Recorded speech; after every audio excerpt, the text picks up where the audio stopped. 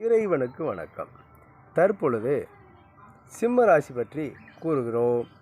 மகம், பூரம், உத்திர நட்சத்திரம் 1ஆம் பாதம் கொண்ட சிம்ம ராசிக்காரர்களுக்கு தற்பொழுது குரு பகவான் 10ல் உள்ளார். 10ல் இருந்து 2ஆம் இடத்தை பார்க்கின்றார், 4ஆம் இடத்தை பார்க்கின்றார், 6ஆம் இடத்தையும் பார்க்கின்றார்.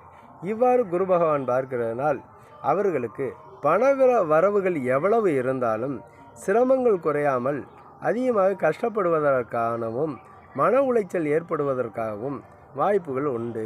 சிறிய தொழில் செய்பவர்களுக்கு பெரிய பாதிப்புகள் இல்லாமல் நன்மைகள் அதிகமாக நடப்பதற்கான சாத்தியக்கூறுகள் உண்டு. பெரிய தொழில்கள் செய்பவர்களுக்கு இதில் பாதிப்புகள் கொஞ்சம் அதிகமாக இருப்பதற்கான வாய்ப்புகள் உண்டு. எனவே பெரிய முதலீடு செய்த தொழில் செய்பவர்களுக்கு மன உளைச்சல் அதிகமாக இருக்கும். அதனால் 10ல் பாப்பான் இருந்தால் பதவியை தொலைப்பான் என்ற கருத்துப்படியும், அதே போன்று 10ல் அந்தணன் தனித்து நிற்கில் அவதிகள் மெத்த உண்டு என்று சொல்லக்கூடிய அளவுக்கும் பாடல்கள் உள்ளன. இதில் 10ஆம் இடத்தில் ரிஷபத்தில் ஜனன ஜாதகத்தில் கிரகங்கள் உள்ளவர்களுக்கு கடுமையான பாதிப்புகள் எதுவும் இருக்காது. அதில் சுபகிரக சேர்க்கை இருந்தால் நன்மைகள் 1 மடங்குக்கு 4 மடங்கு அதிகமாக கிடைக்கும்.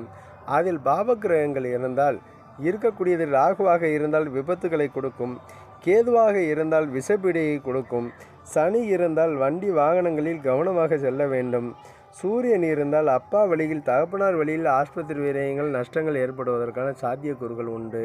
இந்த செவ்வாய் இருந்தால் சகோதர வழியில் பாதிப்புகள் நஷ்டங்கள் ஏற்படும், தொழிலில் நல்ல லாபங்கள் கிடைக்கும்.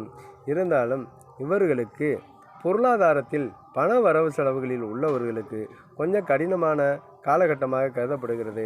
படிப்பில் உள்ளவர்களுக்கும் மந்தமான சூழல் ஏற்படும். அதனால் எல்லா விதத்திலும் வழிபாட்டை பெருக்கிக் கொண்டால், அது சுப்பிரமணியர் அதாவது பழனி முருகனை பழனி ஆண்டவரை வழிபாடு செய்தால் கண்டிப்பாக படிப்பு, அரசியல்வாதிகள், தொழில்துறையில் உள்ளவர்களுக்கு நல்ல லாபங்களும் நல்ல வெற்றியும் கிடைப்பதற்கான சாத்தியக்கூறுகள் உண்டு.